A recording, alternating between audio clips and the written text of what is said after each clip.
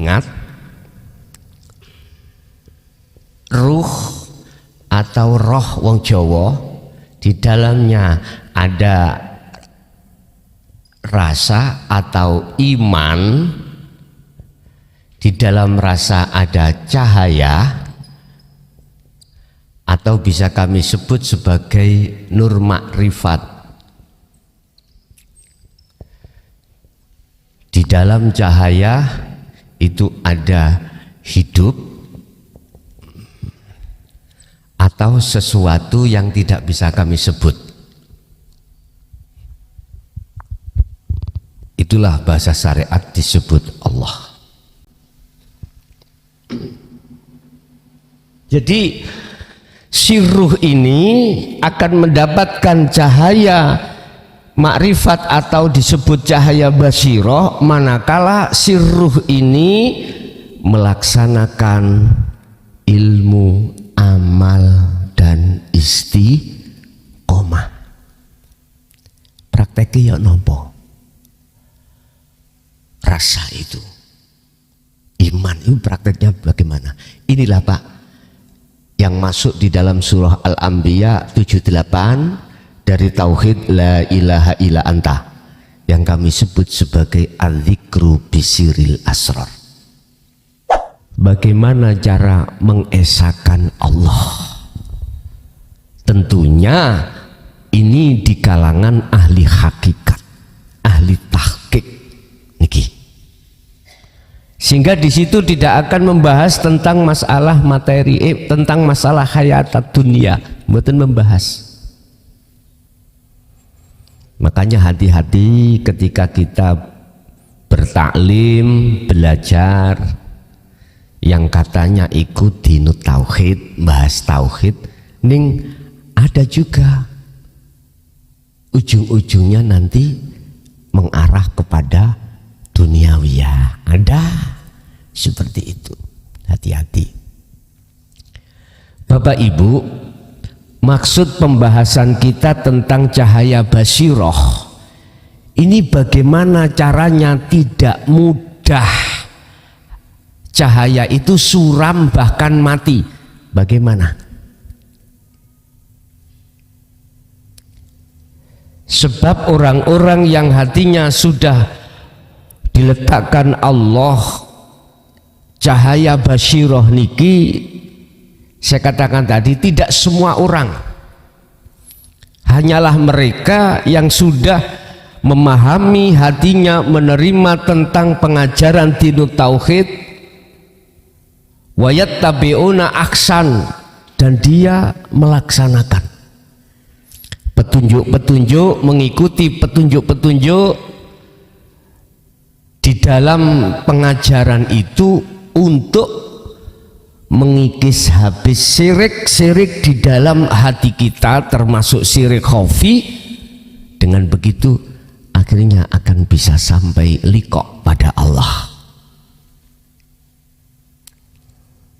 Jangan diharap ketika kita sudah diletaki Allah cahaya basyiro itu nafsu tidak menghalang-halangi kita. Pasti Pak, selama belum sampai ke musyahadah, mohon maaf, selama kita ruhaniyah belum dikatakan sampai ke ahad atau musyahadah, selama itu ruhaniyah kita tidak aman. Niki alam esa, alam ahad. Selama belum sampai di situ, jangan dikira nafsu itu tidak mengejar terus. Mereka wayasudduna an sabilillah, berupaya terus untuk menghalangi hati jenengan kali kula untuk tidak bisa ke ahad. Wayabghunaha iwaja, dan juga akan berupaya, mereka akan berupaya untuk membengkokkan jalan sampan yang sudah siratal mustaqim. Dengan berbagai cara nafsu itu akan membengkokkan tujuan kita yang sudah lurus itu. Intinya sebelum ke musyahadah itu Allah menaruh cahaya basiro dulu di dalam hati jenengan. Cahaya basiro itu akan apa? Akan datang terhadap hati jenengan setelah jenengan iku melakukan khalwat atau zikir. Ingat, ruh atau roh wong Jawa di dalamnya ada rasa atau iman,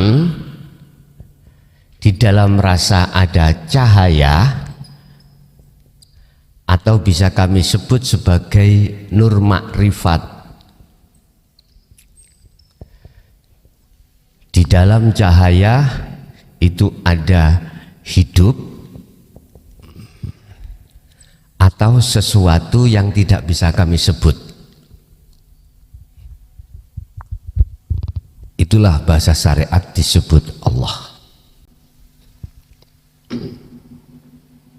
Jadi si ruh ini akan mendapatkan cahaya makrifat atau disebut cahaya basiroh manakala si ruh ini melaksanakan ilmu, amal, dan istiqomah. Prakteknya ya nopo? Rasa itu. Iman itu prakteknya bagaimana? Inilah Pak yang masuk di dalam surah Al-Anbiya 78 dari tauhid la ilaha illa anta yang kami sebut sebagai al-dzikru bisiril asrar. Rasa dulu, iman dulu. Prakteknya adalah ketika apa yang muncul dalam diri kita atau di luar diri kita makhluk itu, hati harus sambung rasa pada hidup. Artinya iman kita jangan geser dari Allah, baik yang berkehendak, yang berperan, apapun. Latihlah ini, latihlah di seluruh aktivitas apapun. Kalau ini saya sarah kalimat ini, ada 3 hal wajib yang harus jenengan lakukan ketika mempraktekkan dzikir rasa. Apa? Pertama, jenengan harus tinggalkan pergaulan. Pergaulan itu macam-macam. Ada pergaulan dari suami, istri, anak, masyarakat. Tinggalkan. Artinya tinggalkan itu secara rohania, bukan secara jasmania. Karena kita memakai sistem wasilun, wajib kita meninggalkan pergaulan kita terhadap masyarakat, terhadap orang, makhluk lain. Artinya hati ini walaupun ketika berinteraksi terhadap makhluk lain, hati kita harus keluar meninggalkan mereka. Yakfur bittauhid, harus keluar meninggalkan mereka. Lalu wa yu'min billah, hati bergaul hanya pada hidup yang ada di situ dengan sistem dasar la haula wala quwata illa billah. Dulu Bapak Ibu, yang namanya meninggalkan masyarakat itu dilakukan baik secara ruhaniyah maupun secara jasmaniyah, sehingga anak, istri, pergaulan masyarakat, kumpulan apapun kita tinggalkan, kita menyendiri. Bahasa kholwat diterjemahkan seperti itu dulu. Para guru akhirat kita dulu itu seperti itu kebanyakan. Meninggalkan pergaulan masyarakat itu, gebiarnya dunia itu secara tidak hanya secara batiniah, juga secara dohiriyah. Akhirnya komene masyarakat.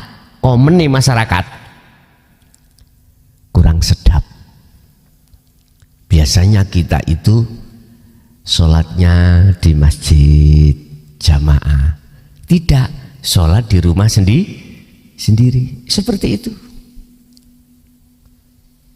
Nah, sekarang kita sistemnya wasilun, jadikan hukum syariat sebagai penampilan dohir untuk menutupi tampilan hakikat atau batin. Jadi orang lain tidak akan pernah tahu. Niki. Tapi nggih berat Pak Bu. Berat. Awalnya berat. Tapi nanti lama-kelamaan akan menjadi ringan. Itu pertama. Harus kita tinggalkan. Yang kedua, kita harus mencukupi al-qiyamu bihuquqir rububiyah, bihuquqir robbaniyah, mencukupi hak-haknya Allah. Apa hak-haknya Allah? Illa liya'budun. Semua aktivitas yang terjadi kita harus jadikan sebagai nilai manembah ing ngersane Gusti Allah.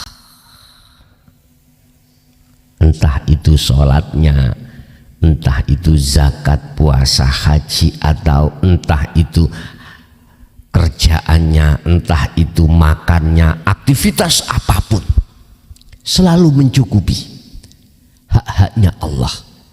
Haknya Allah itu kita sebagai hamba wajib menyembah. Fa'buduh hadza siratum mustaqim. Itulah siratul mustaqim, itu letaknya ada di situ. Yang ketiga, menyempurnakan ubudiyah kita pada Allah. Kita harus mementingkan hablum minallah di atas hablum minanas. Ini kalau tidak ahli tahqiq nggih susah Pak Bu. Kalau tidak ahli hakikat tidak bisa. Bapak Ibu hadirin jamaah rahimakumullah. Kalau itu sudah kita lakukan, itu sudah terlewatkan, maka yang namanya cahaya basyirah ini, nur makrifat ini pasti didatangkan Allah, pasti sesuai dengan janji Allah di dalam surat Al-Ankabut ayat 5. Hati sampean pasti menanggung rindu bertemu Allah, menanggung rindu. Kata Rasul, anta budallaha ka'annaka taroh. Jenengan iki seakan-akan bisa melihat Allah dalam segi aktivitas apapun. Dikatakan seakan-akan jenengan iki dikatakan bisa melihat Allah. Fa ilam taroh, apabila tidak bisa melihat Allah, dalam hati sampean itu ada rasa iman selalu dipantau, dilihat Allah. Dan di dalam hati sampean ini pasti menanggung rindu, ingin selalu bertemu Allah. Sesuai dengan janji Allah di dalam surah Al-Ankabut ayat 5, barang siapa yang di dalam hatinya sudah ada cahaya basyirah dan dia menanggung rasa rindu pada Allah, mangkana yarju liqa Allah fa inna ajalallahi la'at. Allah berjanji, lagi janji dari Allah, dalam waktu yang ditentukan Allah sendiri terkait pertemuan tersebut. Berarti posisi zikir sampean itu di ainul basirah, di pos kedua setelah su'aul basirah, atau setelah jenengan dalam hati ada tanggungan rindu pada Allah. Niki janji Allah. Entah kapan waktunya Allah menjanjikan itu, hanya Allah yang tahu. Apa maksud dan tujuan Allah menaruh cahaya basiroh di dalam hati jenengan? Linurihi, untuk memadangi, menerangi jagatnya ruhaniyah sampai kali kulo, supaya yang tadinya Allah itu gaib menjadi hakul mubin, menjadi gak gaib. Yang asalnya Allah dalam pandangan basiroh kita itu gelap, sekarang menjadi terang. Inilah maksud Allah mengapa nur basiroh, nur makrifat itu Allah datangkan terhadap panjenengan. Dengan begitu maka ruh ini akan sampailah Bapak Ibu wusul datang Gusti Allah. Lah ketika saat ruh sudah dikatakan wusul pada Allah niki ya, maka yang tadinya nama ruh, nama rasa, nama cahaya, nama Allah, la ibsor wa mubsor wa basor, fana. Wis nggak bisa bahas. Tandanya dalam hati jenengan, la yarawna li anfusihim syai'an. Kedirian kita sebagai makhluk insan lenyap.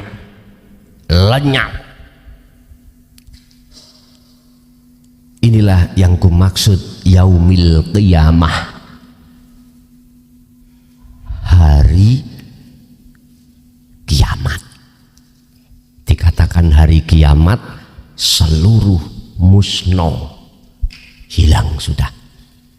Kalau kita bicara proses kiamat itu kan ada 3 Pak secara syariat untuk penghancuran makhluk itu. Israel disuruh Allah nerompet pertama untuk menghanguskan, membinasakan seluruh makhluk kecuali Israfil dengan Allah. Lagi itu nggih. Oke. Tiupan kedua, Israfil disuruh nyelompret untuk membunuh dirinya sendiri. Mati. Lah ketiga, nanti Israfil dihidupkan dengan cara Allah, disuruh nyelompret yang ketiga. Yang kita lupa nggak bahas, celomprete mangkok si ono. Gitu? Selomprete dikile, lali gak dibahas, kan masih ada. Selompret. Tadi dunia seisinya kecuali Allah dan Israfil. Selompret kedua mateni Israfil. Loh celomprete. Lah iki yang lali kita, lupa, di dalam syariat tidak dibahas. Lah celomprete mang disingit nona endi. Pun dah gak usah dibahas ben sampean gak ngantuk wonten mawon. Terus bagaimana caranya basiroh jenengan yang sudah jenengan terima itu tidak suram, bahkan tidak padam? Piye carane? Ini nanti akan kita jadikan sebagai pembahasan. Tadi sudah saya katakan, Allah meletakkan cahaya basiroh itu tidak semua manusia,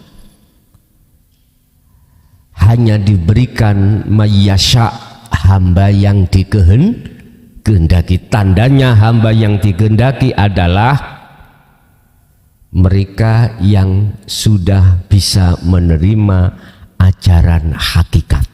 Satu. Kedua, mereka mengamalkan fungsi daripada ajaran tersebut dengan istiqomah.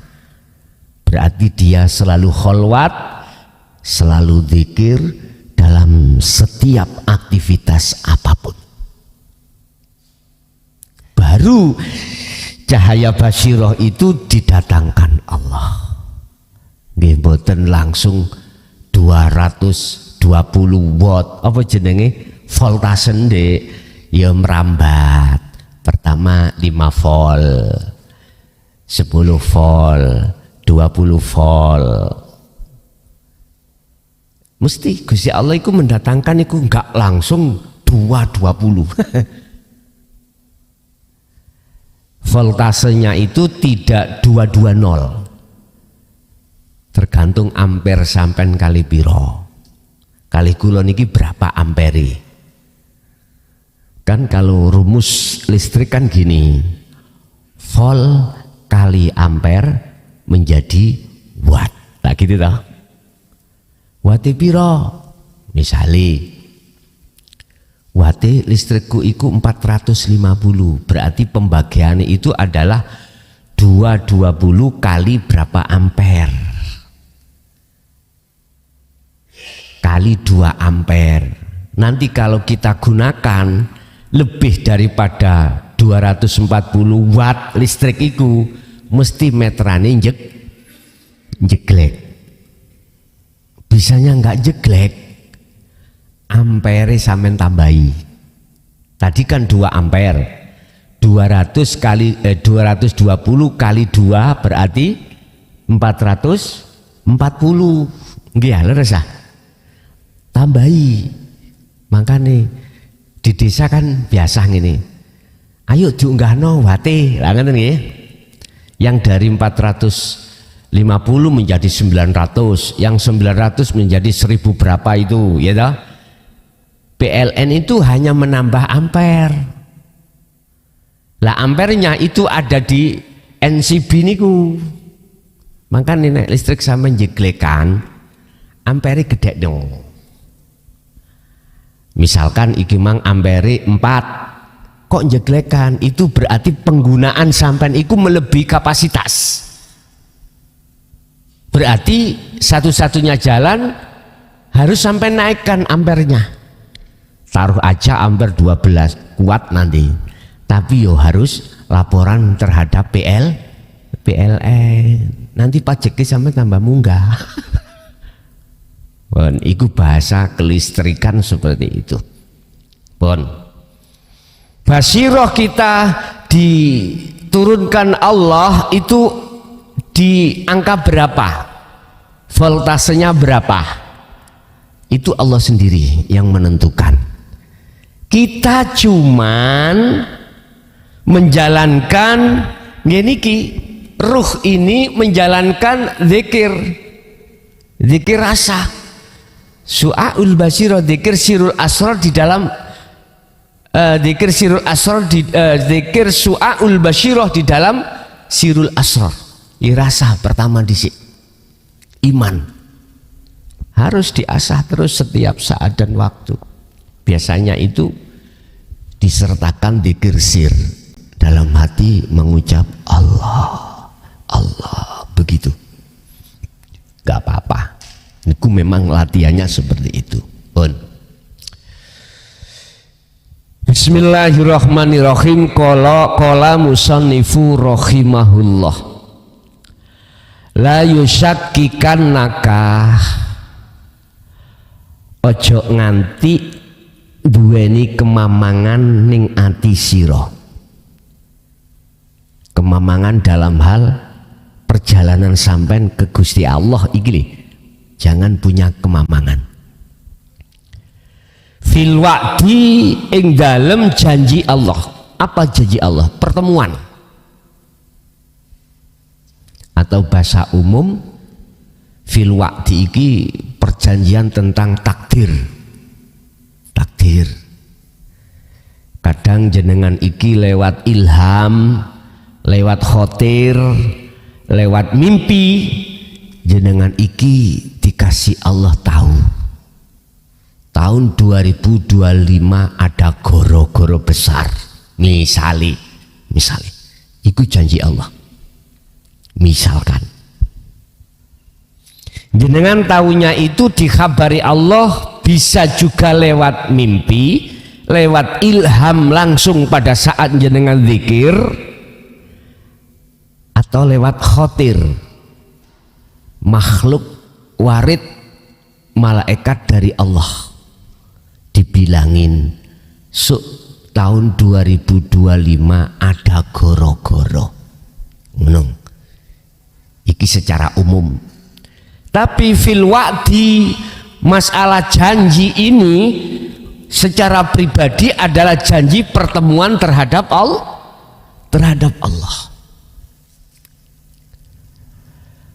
Janganlah dalam hatimu ada satu kemamangan terkait masalah janji Allah terhadap dirimu.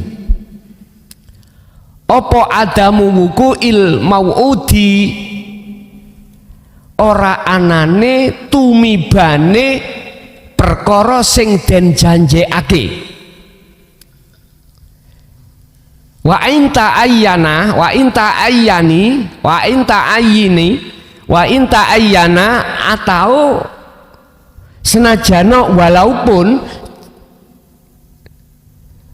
perkara zamanihi iku datang, waktunya sudah datang kok gak terjadi lagi. Gampangan nih ngoten, aku duweni khotir sangka Allah bahwasanya tahun 2025 ada goro-goro, terus sudah masuk di dalam waktu 25 kok gak terjadi goro-goro. Siro ojo mamang, siro ojo mamang, jenengan ojo mamang. Artinya janganlah hatimu itu meragukan atas janji Allah, walaupun janji itu ditunda Allah, ditunda, nggak diterjadikan 2025 tapi diterjadikan 26 misalkan. Jangan sampai jenengan iki duweni kemamangan, walaupun perkara yang sudah dijanjikan ini wa inta ayyani, walaupun iku senajan itu sudah datang opo zamanuhu, waktune sudah datang, jangan punya kemamangan. Bapak Ibu, apa maksudnya kita nggak boleh mamang? Kalau kita mamang berarti berangkat kita itu tidak karena Allah. Kita masih merasa diri kita yang mengetahui atas dasar khobar dari warid, khobar dari khotir, khobar dari ilham, khobar dari mimpi. Berarti kita telah meledingi, membelakangi Allah dengan bentuk muncul keakuan makhluk dalam diri jenengan. Mengapa kita tidak boleh di situ meletakkan mamang? Dijawab, li alla yakuna dzalika qadhan fi basiratika, supaya cahaya basirah jenengan itu tidak suram. Satu contoh, Allah memberikan kabar ketemuan sampai terhadap Allah itu di tahun ini, di bulan ini, di hari ini. Misalkan sudah ditentukan, jenengan tahu ketika saat jenengan iku mau kholwat dikasih tahu, tapi nyatanya tidak bertemu dalam waktu yang sudah ditentukan itu. Zamannya sudah datang tapi tidak ada tanda-tanda pertemuan terhadap Allah. Kita tidak boleh mamang dengan kabar itu supaya qad khamfi basiratika, cahaya basirah jenengan ini itu tidak redup. Niki maksudnya di situ. Teruskan sampai ini untuk berzikir, teruskan. Satu sisi jangan pernah mempunyai satu asyak, mamang dalam hati jenengan terkait Allahnya. Jangan. Kalau kita mamang berarti kita itu masih menduakan Allah. Dalam arti gini Pak, kalau jenengan itu sudah ada tanda-tanda dorongan di dalam hati tentang nafi isbat, ya udah ngintir mawon, mengalir mawon, jangan takut.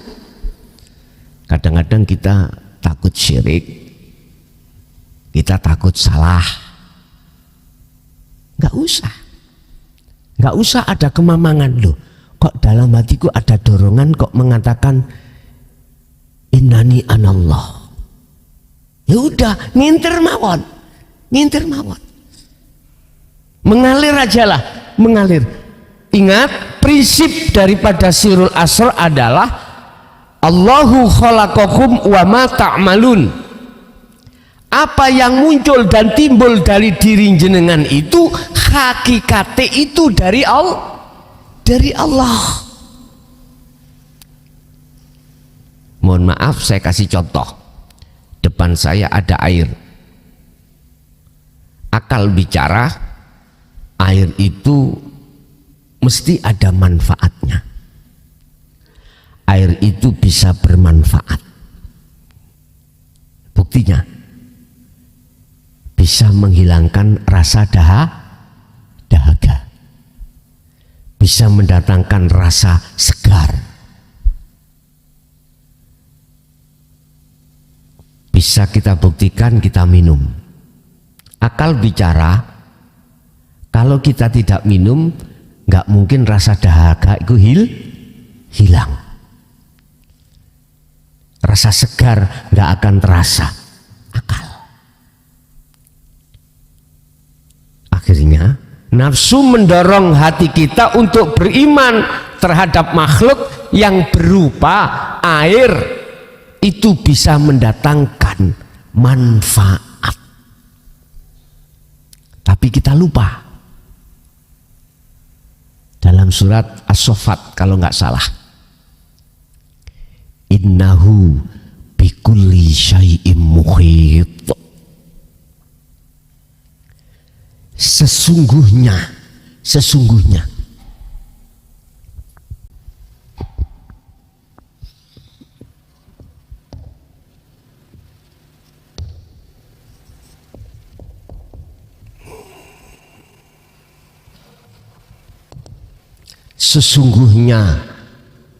Allah itu meliputi atas segala hal apapun, termasuk air. Allah yang ku maksud adalah ini loh Pak.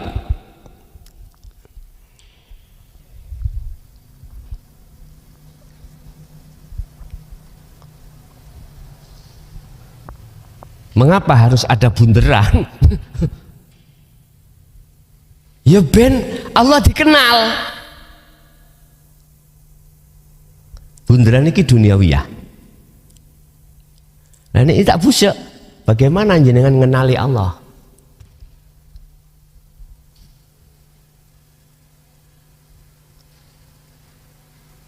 Jadi yang ku maksud ruh dikatakan amal arif, ya wes niki pun. Mumet lah wisa.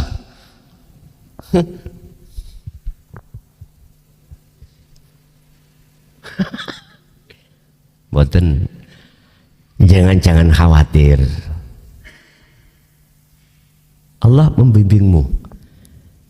Dalam puncak makrifat itu akan membimbing jenengan. Gak usah ragu ya men, gak usah ragu. Bapak Ibu, yang namanya pertemuan itu jangan pernah sampai ragukan dalam hati sampean. Sebab mamang ragu itu termasuk sesuatu yang akan menjadikan suramnya cahaya makrifat. Karena apa? Itulah alladzi yuwaswisu fi sudurinas. Tiupan nafsu itu. Iki gak sirik kira-kira. Bener apa salah saya? Jangan khawatir, jenengan pasti nanti akan ditahqiq oleh Allah hatimu dalam kebenaran. Sebab kalau sudah ranahnya di situ, ini kebenaran yang tidak bisa dibantah. Artinya seseorang kalau sudah mendawamkan sirul asrar mesti enjoy, hatinya mesti dingin, mesti damai. Itu nggak bisa dibantah, Pak. Ala bidzikrillahi tatmainul qulub. Udah, akal tadi ngomong makhluk air itu bisa mendatangkan manfaat. Oke, silakan. Itu memang konteksnya di dalam syariat, di dalam akal memang seperti itu. Tapi lupa kita manusia gara-gara hati kita ditiup oleh nafsu, akhirnya rohaniah kita ikut beriman apa yang diimani oleh akal terhadap makhluk, bahwasanya makhluk itu bisa memberikan manfaat terhadap yang lain, makhluk lain. Padahal kita lupa bahwasanya setiap apapun itu diliputi Allah. Andai kata Allah tidak ada pada diri air, air itu tidak diliputi hidup, Allah itu yang kumaksud sesuatu yang tidak bisa kami sebut, maka air itu tidak akan pernah bisa mendatangkan rasa segar dan menghilangkan rasa dahaga. Itu kalau iman hati sampean itu sudah ada cahaya basiroh, mesti gitu. Kalau tidak ada, pasti ruhaniah sampean itu beriman apa yang telah dihembuskan oleh nafsu lewat akal, angen-angen, sehingga menjadi tamani, sesuatu yang tidak akan mungkin terjadi, tamani. Tapi berhubung hati jenengan ini sudah ada nur makrifat, maka hati jenengan ini mesti berimannya pada Allah, bukan pada air. Tapi gak usah kebenaran di dalam itu sampai ucapkan di luar, bahkan di tengah-tengah masyarakat yang belum mengenal. Lah kok ngomong ngeten?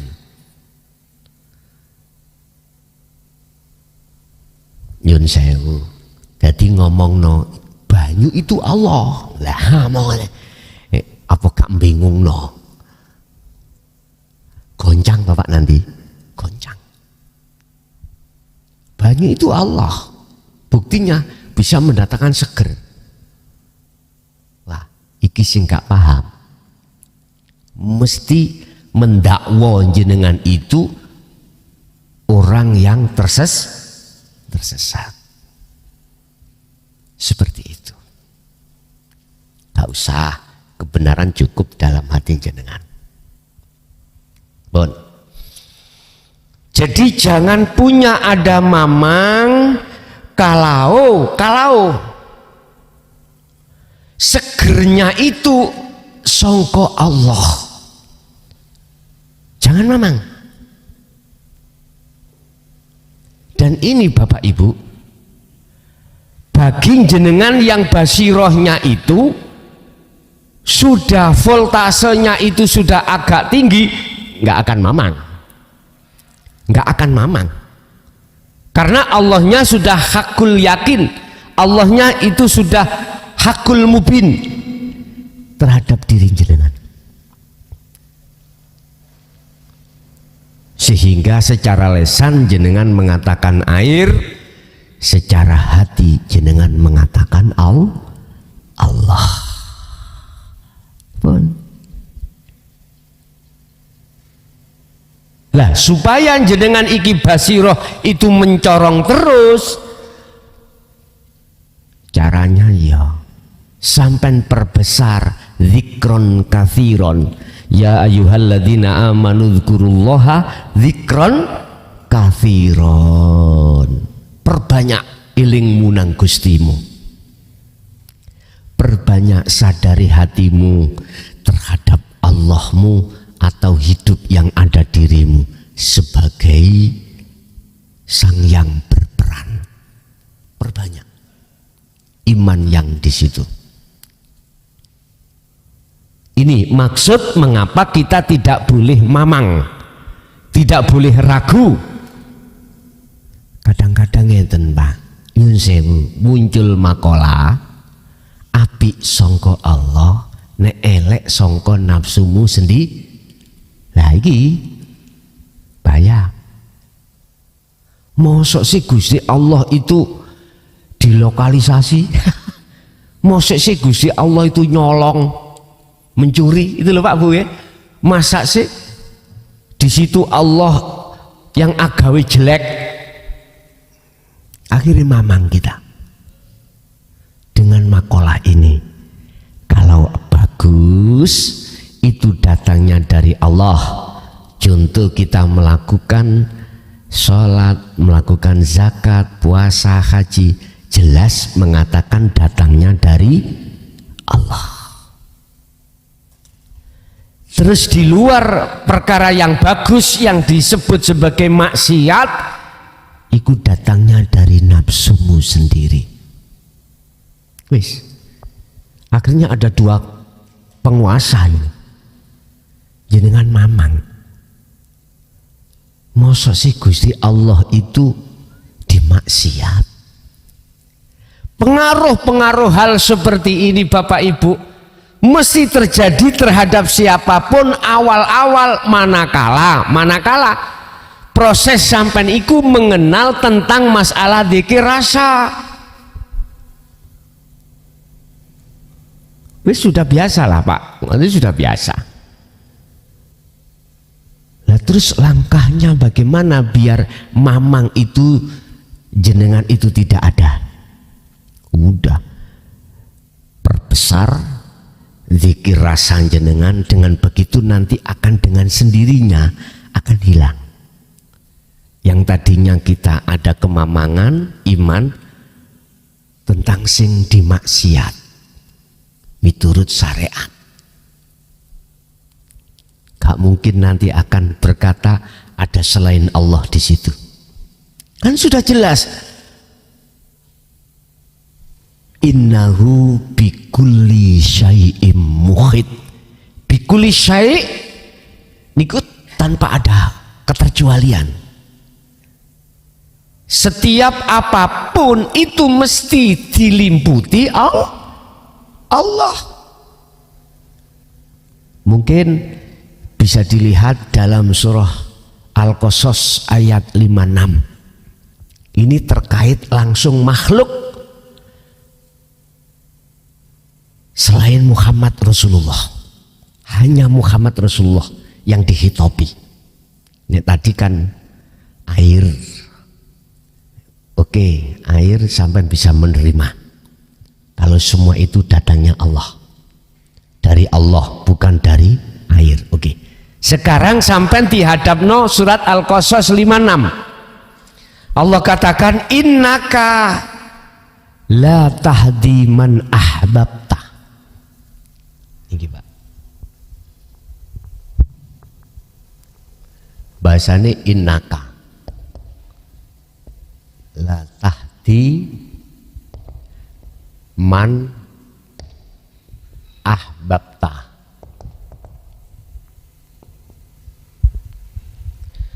Sesungguhnya kaum Muhammad, ini Allah yang mengatakan, itu tidak akan bisa memberikan bimbingan atau petunjuk terhadap orang-orang ahbabta, sekalipun orang yang kau cintai, sekalipun orang dekat kau Muhammad. Sebab status Muhammad ini adalah makhluk, tidak jauh berbeda dengan air. Ini Rasulullah. Allah katakan, kau tidak bisa Muhammad memberikan petunjuk terhadap orang lain, sekalipun orang lain itu orang yang kau cintai. Anak, istri kan orang terdekat Pak ya. Orang terdekat kita adalah anak dan istri. Nggak bisa. Tetapi walakinallaha yahdi may yasha. Akan tetapi yang bisa memberikan petunjuk itu adalah Allah terhadap orang yang dikehendaki. Berarti ayat ini menunjukkan bahwasanya selain Allah yang disebut makhluk itu tidak bisa memberikan manfaat atau mudorot terhadap yang lain. Ini Rasulullah. Allah mengatakan seperti ini. Ini Quran loh Pak. Hukum yang tertinggi bagi umat Islam. Oleh karena kita belum mengerti, belum ada hati ini basyirah, cahaya nur makrifat, ya mesti kita mandangnya makhluk. Itu pasti Pak, mandangnya terhadap makhluk. Dan ini riwayat kita dulu itu seperti itu. Sebelum dalam hati sampean ada nur makrifat, mesti mandangnya makhluk, akhirnya imannya pada makhluk. Kita beriman yo karena air, nah gitu nggih. Iman kita yo karena Rasulullah Muhammad, sehingga saya mengenal Allah, sehingga saya dapat syafaat dari Rasulullah. Seperti itu. Tapi coba kita lupa pandangan satu sisi yang sebenar-benarnya pandangan. Pandangan basirah kita satu sisi terhadap Allah kita lupakan. Padahal kita sudah sering mengatakan la haula wala quwata illa billah. Padahal sering kita ketika sholat, sebelum membaca Fatihah di rakaat pertama kita membaca inni wajjahtu wajhiya, lah gitu toh. Tapi prakteknya hati kita tidak sesuai dengan apa yang kita ucapkan secara lisan. Ini karena di dalam hati kita belum ada cahaya makrifat. Ini Pak.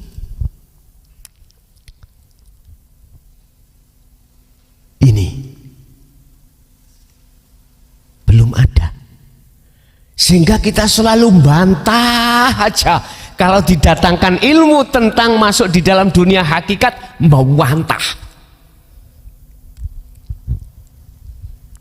23 tahun, hampir 24 tahun kami menyerukan tentang dinut tauhid ini, keluh kesah yang kurasakan, dan kami bisa mensensus atau memberikan prosentase terhadap umat. Ternyata yang mudah menerima itu kalangan menengah ke bawah.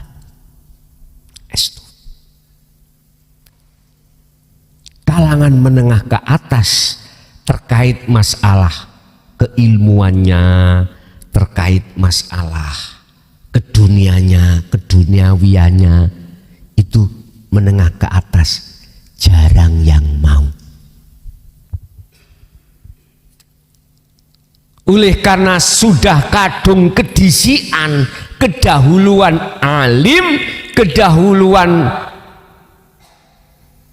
menjadi al-ubad, ahli ibadah secara fisik dohiriah saja, kedahuluan sugih, kedahuluan berpangkat, berjabatan, susah menerima. tapi ya tidak semua, Pak. Artinya guru sedikit, hanya sedikit prosentasenya mereka. Saya bisa katakan ini karena kami terlibat langsung. Akhirnya saya sensus, saya pilah-pilah. Oh, ternyata yang lebih banyak menerima kalangan menengah ke bawah. Luwih sing akeh masalah utang. Wis larinya itu wis gak ono maneh. Makanya berbahagialah kau yang banyak hutang, banyak masalah. Di Quran Allah katakan tentang pendekatan diri pada Allah, antara orang di tengah laut kapalnya mau tenggelam dengan orang dia itu sudah di daratan, sudah gak di tengah laut. Ati luweh wedi iku ketika saat di posisi di tengah laut. Yang bisa membaca Yasin, tujuannya hanya satu, selamat. Lah gitu nggih. Diselamatkan Allah supaya kapal itu tidak tenggelam. Yang bisa membaca sholawat. Tahun 2005 Pak, kami itu diperjalankan Allah ke Mekah dalam rangka layangan, ya. Tahu layangan? Bulan Dzulhijjah dalam rangka saya layangan, main layang, bukan haji. Cuman aja di situ ikut rombongan orang yang berangkat haji. Jadi koper saya itu penuh dengan layangan, baju cuman 2 setel. Untuk tujuannya itu layangan. Itu ketika di Bandara Juanda, ketika naik kira-kira jam berapa? Pagi jam 9. Sudah di atas, sudah agak nyantai, saya tanya pada jamaah yang ada sekitar 450 pesawat besar Pak ya. Jenengan iki umpomo kitirani pesawat iku mang coplok ya, oleng-oleng jatuhnya, sampeyan jauh tulung sopo. Sebab ketika saat mulai take landing munggah nih, take up ke atas itu, semuanya itu membaca doa gini, gecokan kursi termasuk saya. Perut saya itu enggak kuat Pak, kalau pas pesawat naik dan turun itu seperti diudek sini, keratak. Tapi kalau pesawat besar itu enggak begitu terasa. Sampai ke atas gini, semuanya berdoa. Sudah selesai semuanya, sabuk boleh dilepas. Saya tanya, umpama pesawat ini kitirane pedot ya nopo, terus oleng minta tolong terhadap siapa? Ya Allah Gus. Wis medendang Allah. Udah. Jadi di dalam hati kan kecil Pak, kita itu kecil banget di mata Allah, Tapi ketika saat pesawat sudah turun itu apa? Landing. Tak lihat itu kabeh sujud syukur nih sore pesawat. Yo, di lantai-lantai itu. Itu pas turunnya di Madinah. Itu berarti bandara apa? King Abdul Aziz nih. Nggih, di situ. Kula wasi nggih. Saking senenge diselametno Allah. Lah ngoten nggih. Loh, ketika saat itu dia itu berjalan ke maktab, bahasane sana itu maktab, cara sakniki itu penginapan. Cara di sini itu hotel mungkin ya, hotel penginapan. Lali hatinya nang Allah. Masalahnya dalam keadaan aman. Mengapa demikian? Itulah karakter manusia. Yang hatinya belum ada nur makrifat pasti seperti itu, Pak. Mau nyedek mendekat pada Allah ketika saat posisi kita kolab, posisi kita itu susah, posisi kita serba sulit mendekat. Makanya saya katakan berbahagialah kau yang Allah mendatangkan posisi duniawiyahmu itu kolab. Sebab dengan cara itu Allah akan memilih kamu untuk mengenal Allah ke depan dan bertemu Allah. Udah. Sebab kita lihat alhaakumut takasur, mereka yang tambah muncak duniawiyahnya itu tidak menjadikan mayoritas, menjadikan mendekat dan bertemu Allah, justru malah dia melalaikan alhaakumut takasur. Hal itu terjadi hatta zurtumul maqabir, sampai mati. Udah. Makanya kebanyakan yang masuk di dunia hakikat itu orang parah duniawiyahnya. Ya memang itu Allah membuat rencana seperti itu, Pak.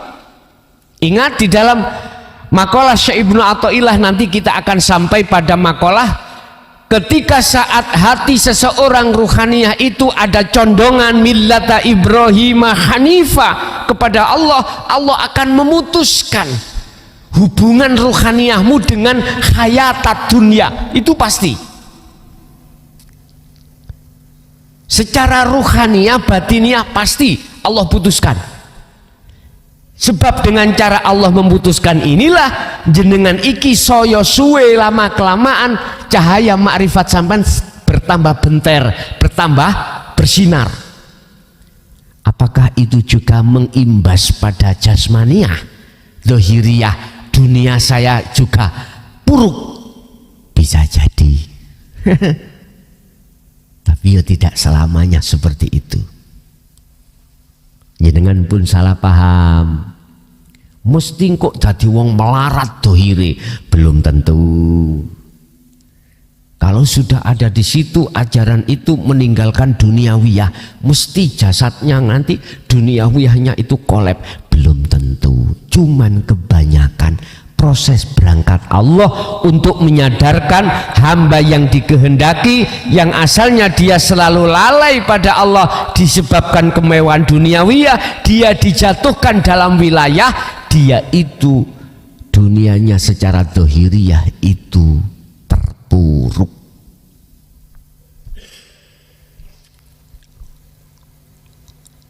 Seperti itu, Pak. Jarang sekali yang duniawiyah dohiriyahnya mewah itu dia sadar, itu sangat sedikit, sangat sedikit. Tapi bukan berarti nggak ada loh, Pak ya, sangat sedikit. Nah, Allah memutuskan secara ruhaniyah itu pasti, tapi secara dohiriyah belum tentu. Kadang-kadang semakin cahaya makrifat sampai iki semakin kuat, dunia sampai iki semakin besar, semakin mewah juga ada.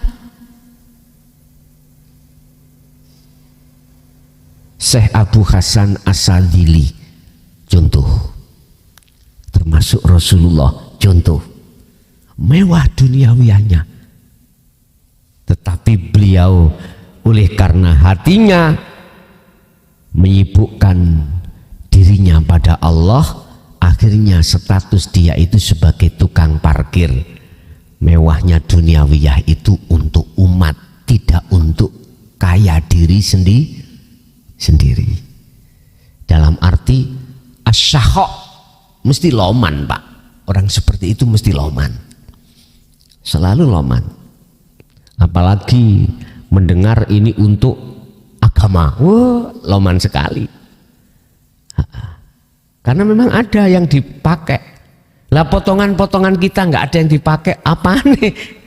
Kita, ya wes, kita harus laku sesuai kapasitas kita masing-masing.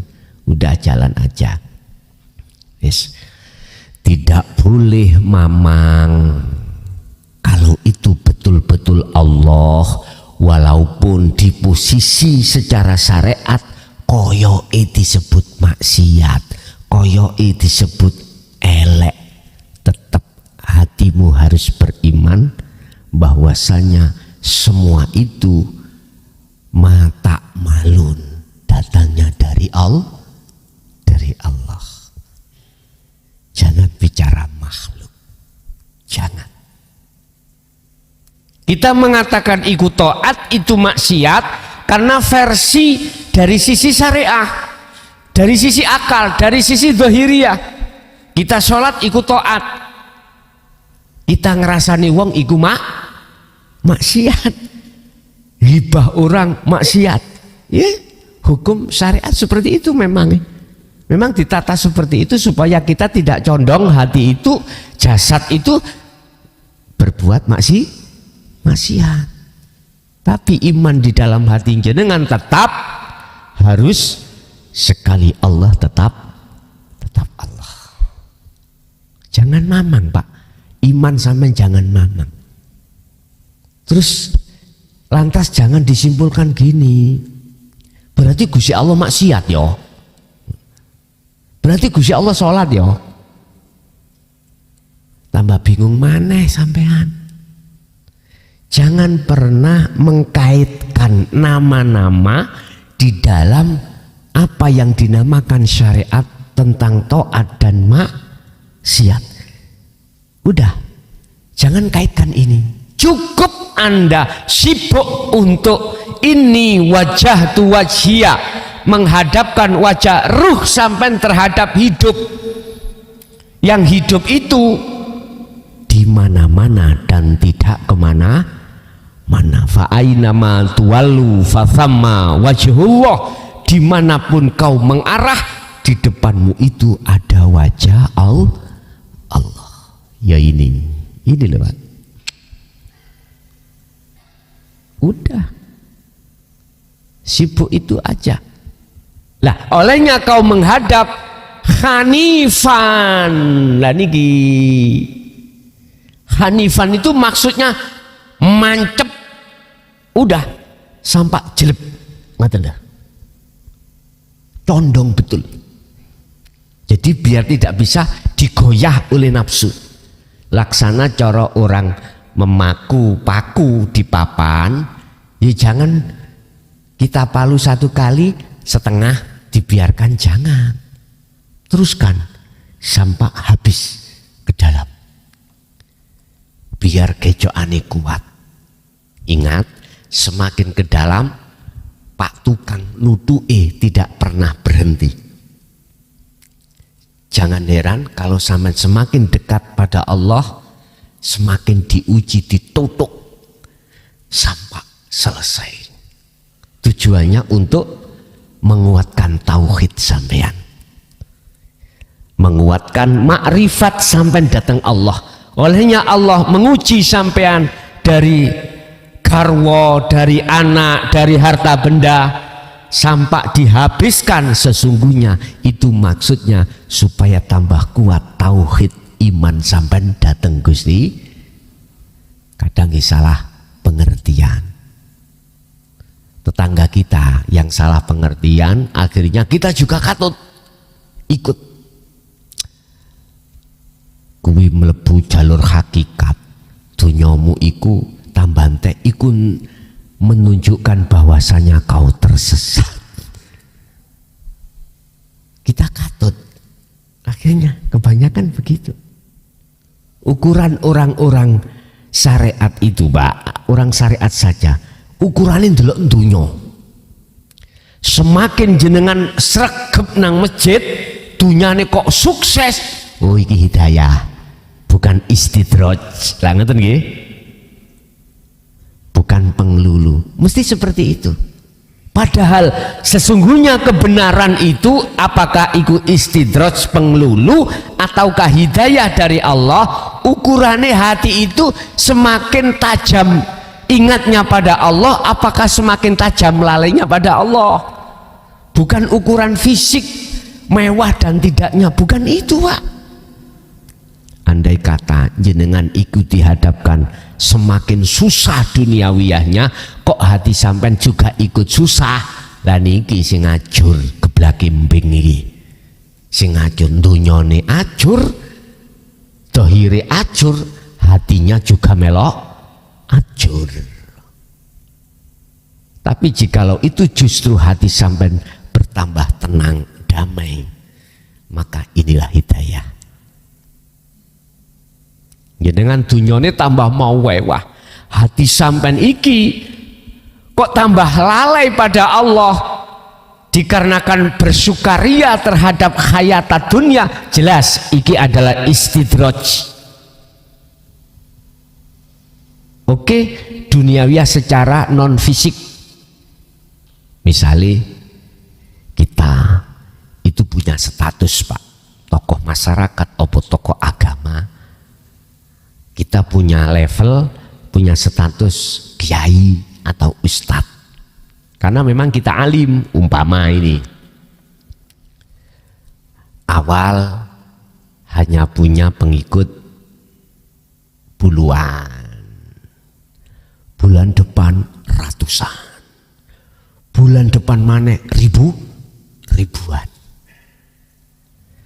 Kalau kita semakin lupa pada Allah dikarenakan hayatat dunia itu, maka sebetulnya itu istidraj, dilulu Gusti Allah. Mesti pandangan kita itu imannya pada makhluk, Pak. Mesti. Gak mungkin kita itu bisa memandang terhadap semua itu Allah. Gak bisa, karena cahaya makrifat basyirah jenengan itu suram, gak ada, gelap. Dikarenakan kita bersukaria dengan hayatat dunia, akhirnya summa mamang, Pak. Orang yang seperti ini kematian itu gak jelas. Artinya kita belum punya apa status hukum pasti. Artinya apa? Kita masih di dalam hati itu ragu, matiku sesuk iku bener apa gak? Aku sesuk iku ahli surga apa ahli neraka? Wis mamang, Pak, ning hati. Karena apa? Posisi hati kita buta pada Allah.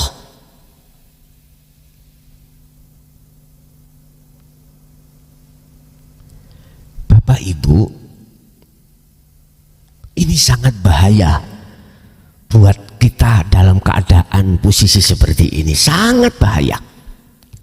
Manakala kita terus bersukaria dengan hayatat dunia yang non fisik tadi, bahaya sekali. Siapapun kita pasti tidak jelas nasib kita setelah di dunia ini, gak jelas, mamang. Tapi ketika saat ini kebalikannya, ketika jenengan ini sudah masuk di dalam surah Al-Ankabut ayat 5 tadi, di dalam di dalam hati jenengan ada nur makrifat Allah, sudah enggak mamang, Pak. Apa yang ada di depan kita baik di dunia ataupun setelah di dunia sudah tidak ada mamang dalam hati kita. Jalurnya itu sudah jelas. Inilah yang kumaksud ketetapan hukum pasti itu sudah panjenengan raih. Ala inna awliya Allah la khaufun alaihim walahum yahzanun. Itulah para kekasih Allah. Gak ada kemamangan, rasa khawatir, rasa gelisah, rasa takut. Karena apa? Karena keakuan makhluk sebagai kekasih tadi sudah fana, udah gak ada. Jadi tidak boleh mamang dengan harapan li alla yakuna dzalika qad khamfi basiratika, supaya cahaya makrifat itu tidak redup. Kedua, wa ikhmadan linuri sariratika, supaya tidak mati cahaya mata hati sampean. Cahaya mata hati sampean maksudnya nggih cahaya makrifat iku cek gak mati. Jikalau mamang terus menerus akan menggerogoti cahaya nur makrifat sampean kali kula, maka akan gelap. Apa sebabnya, Pak? Mamang itu terjadi akhirnya kita gelap. Walladzina kafaru auliya'uhumut taghut. Karena condongnya hati kita terhadap nafsu lewat sifat mamang tadi, akhirnya kita mengikuti bisikan nafsu di dalam hati kita, baik berangkatnya dari minal jinnati atau wanas. Itu bisikan. Lah, bisanya ini tidak akan terjadi dalam diri jenengan, baik suramnya cahaya makrifat, sebab kita sudah kadung, sudah menerima cahaya makrifat, bahkan biar tidak sampai mati cahaya itu, hanya satu, Pak. Hanya satu jawabannya. Alladzina yadhkurunallaha qiyaman wa qu'udan wa ala junubihim. Apapun kondisi jenengan, apapun, tanpa terkecuali. Inilah yang dibiasakan oleh para rasul dan tabi'ina sholihin, selalu mengutamakan eling nang Gusti Allah. Arti eling yang dimaksud nafi isbat. Keakuan makhluk yang ada dalam diri jenengan dinafekne, lalu isbat menetapkan keakuannya Allah yang terjadi. Itu maksudnya zikir. Lah, zikir yang seperti ini kita tutup dengan zikir jahri dengan sirri, monggo. Iku zikir syariat dan thariqah, kanggo nutupi kebenaran di dalam hati jenengan. Jadi syariat jenengan tambah wapi, sing syariat itu kanggo nutupi hakikat. Laksana buah kulit iku fungsine kanggo nutupi isine, cekak dipangan uler ditutupi ben gak bosok. Kadang-kadang ditutupi ae sik dileboni uler kok. Contoh jambu darsono, semerap jambu darsono kau wambel Pak nggih, wite iku wohe gembel, wus nyenengno. Boso dibuka isinya banyak ulatnya. Iku jenenge jambu darsono.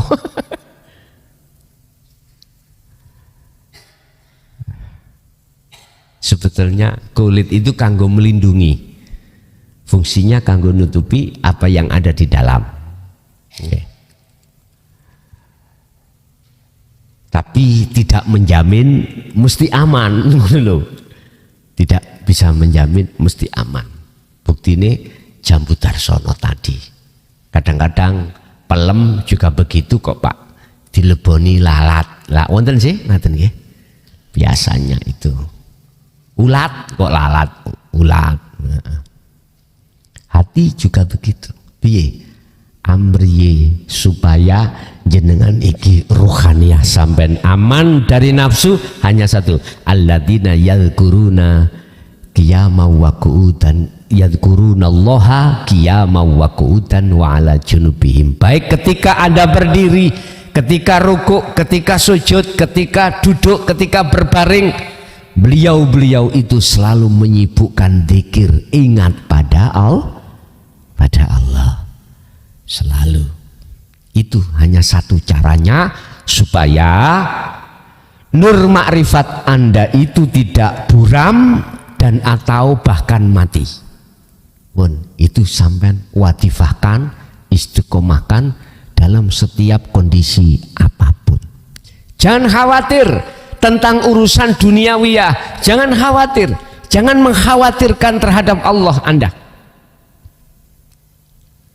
Aku punya janji pada orang, untuk bulan depan utangku harus lunas. Saya punya aset, misalkan, yang bisa kujual ini. Wes sampen gak oleh khawatir payune aset, jangan. Jangan khawatir bulan depan itu tidak bisa membayar hutang, jangan. Kalau kita khawatir dengan apa sikon, itu sama halnya kita telah mengkhawatirkan Allah. Dengan begitu nanti cahaya basiroh Anda boleh surup. Biar enggak seperti itu, maka jawabannya cuma satu. Itu tadi, sibukkan hatimu terus untuk ingat pada Allah. Perkara-perkara duniawiyah jangan pernah khawatir. Udah, itu aja. Dan itu tidak mudah, Pak. Gak mudah. Kita tidak khawatir, itu tidak mudah. Karena kita langsung berinteraksi masalah itu terhadap kita. Kecuali orang yang sudah tidak khawatir, wa anibu, yang sudah wa anibu ila rabbikum wa aslimu lahu, pasrah nang Allah secara totalitas, itu bisa terjadi ketika jenengan iki estu wa anibu ila rabbikum. Sudah dikatakan kembali sampai pada ahad baru. Makanya saya katakan, sering-seringlah kau bertemu Allah di dalam segala sikon apapun. Bapak Ibu hadirin jamaah rahimakumullah, kesimpulannya, sifat khawatir alias mamang itu akan bisa menggerogoti, meredupkan cahaya makrifat dalam hati jenengan, bahkan menjadi mati. Hal itu tidak akan terjadi, hanya satu jawabannya, segala kondisi apapun selalulah ingat pada Allah. Yang ku maksud ingat adalah zikir nafi isbat, artinya tiadakan makhluk dalam dirimu dalam hal apapun, lalu dengan sendirinya akan muncul keakuannya Allah. Dan atau munculkan dalam hatimu keakuannya Allah atas segala-galanya. Dengan begitu maka dengan sendirinya keakuan makhluk dalam hatimu fana. Iki sistemnya dibalik, tajali dulu, tahali nanti akan hilang. Istilah kegelapan terjadi dulu, bisanya hilang kegelapan ini, maka didatangkanlah cahaya itu. Ketika cahaya itu bersinar, maka saat itu juga kegelapan akan hilang. Jadi isbat dulu, kemudian datangnya isbat, lalu nafi terjadi. Terserah sampean milih sistem mana. Tahali dulu menuju tajali atau tajali dulu menuju tahali. Monggo sak kersa. Sebetulnya itulah proses setiap diri manusia akan terjadi. Tetapi yang harus kita ingat, kuncinya cuma satu, la haula wala quwata illa billah. Bapak Ibu, itu apa yang bisa kami sampaikan terkait makalah si Ibnu Athaillah, masalah bagaimana caranya cahaya basiroh itu tidak redup. Itu tadi jawabannya. Kita masuk pada sesi tanya jawab atau dialog. Barangkali ada yang perlu ditanyakan, dikarenakan kemiskinan dalam hati sampean, kami persilahkan. Monggo.